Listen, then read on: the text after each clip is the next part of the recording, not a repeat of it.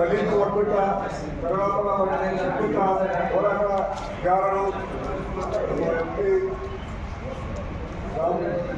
गोपाल जी, श्रीमन कटिमल साहब, विजय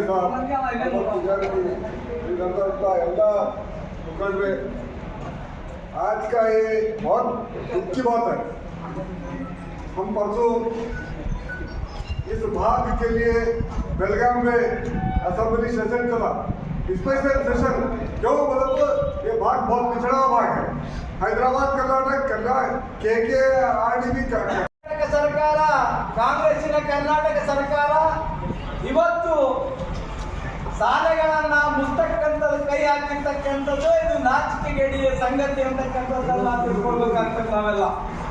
ಯಾಕಂದ್ರೆ ಮುಂದಿನ ಭವಿಷ್ಯಕ್ಕಾಗಿ ವಿದ್ಯಾರ್ಥಿಯನ್ನ ತಯಾರು ಮಾಡಿ ಕಳಿಸ್ತಕ್ಕಂಥದ್ದು, ಶಾಲೆಯನ್ನ ಮುಗಿದ್ರೆ ಎಲ್ಲಿಗೆ ಹೋಗ್ಬೇಕು ನಾವಂದ್ರೆ ಈ ಶಿಕ್ಷಣ ನೀತಿಯನ್ನ ಖರೀದಿ ಅಂದ್ರೆ ಪ್ರಾಯೋಗಿಕವಾಗಿ ಕೊಡ್ತಕ್ಕಂಥ ವ್ಯವಸ್ಥೆಯನ್ನ ಮಾಡಿರ್ತಕ್ಕಂಥದ್ದು ಇದು ಕಾಂಗ್ರೆಸ್ಸಿನ ಸರ್ಕಾರದ ಎದ್ದು ಕಾಣ್ತಾ ಇದೆ ನಮಗೆಲ್ಲರಿಗೆ.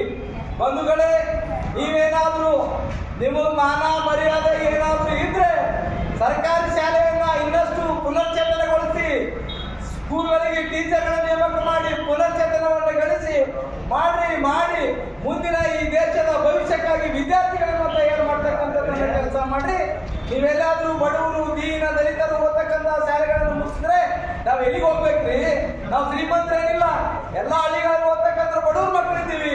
ನೀವೇನಾದ್ರೂ ಮುಚ್ಚಿದ್ರೆ ನಿಮಗೆ ಮುಂದಿನ ದಿನಗಳಲ್ಲಿ ತಕ್ಕ ಪಾಠವನ್ನು ಕಲಿಸ್ತೀವಿ ಅಂತಕ್ಕಂಥ ಎಚ್ಚರಿಕೆಯನ್ನು ಕೊಡ್ತೀವಿ. ಬಂಧುಗಳೇ, ರೈತನ ಬೆನ್ನೆಲುಬು ಹಿಂದೆ ಚಿಂಚೋಳಿ ತಾಲೂಕದಲ್ಲಿ 32 ಕೆರೆಗಳನ್ನ ಕಟ್ಟಿರ್ತಕ್ಕಂಥದ್ದನ್ನು ನಾವೆಲ್ಲ ನೋಡಿದ್ದೀವಿ, ಕೇಳಿದ್ದೀವಿ. ಚಂದ್ರಪ್ಪಲ್ಲಿ ಕೆನಾಲ್ ರಿಪೇರಿ ಮಾಡಿ ರೈತರಿಗೆ ನೀರು ಕೊಡ್ಲಕ್ ಆಗ್ತಾ ಇಲ್ಲ ನಿಮ್ಗ. ಅದನ್ನು ಕೂಡ ಬೇಗನೆ ನೀವು ಕೆಲಸ ಸಿಟ್ಟು ತೆಗೆದು ನೀರು ಕೊಡ್ರಿ.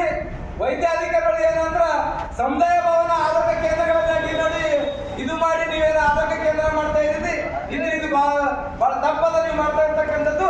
ತಾವೇನಾದ್ರೂ ಮಾಡಿದ್ದೆ ಆದ್ರೆ ಮುಂದಿನ ದಿನಮಾನಗಳಲ್ಲಿ ಕಾಂಗ್ರೆಸ್ನ ಸ್ಥಿತಿ ಅಧೋಗತಿಗೆ ಹೋಗ್ತದೆ.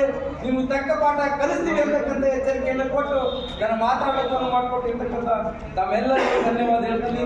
ನಮಸ್ಕಾರ, ಜೈ ಹಿಂದ್, ಜೈ ಕರ್ನಾಟಕ. ಈ ಹೋರಾಟದ ಸಭೆಯನ್ನು ಉದ್ದೇಶಿಸಿ ಮಾತನಾಡುವಂತಹ ಶೋಷಿತ ದಲಿತ ಹಿಂದುಳಿದ ಅಲ್ಪಸಂಖ್ಯಾತರ ಒಕ್ಕೂಟದ ಅಧ್ಯಕ್ಷರ ಹನುಮಂತ ಪೂಜಾರಿ ಸಭೆಗೆ ಧನ್ಯವಾದಗಳು.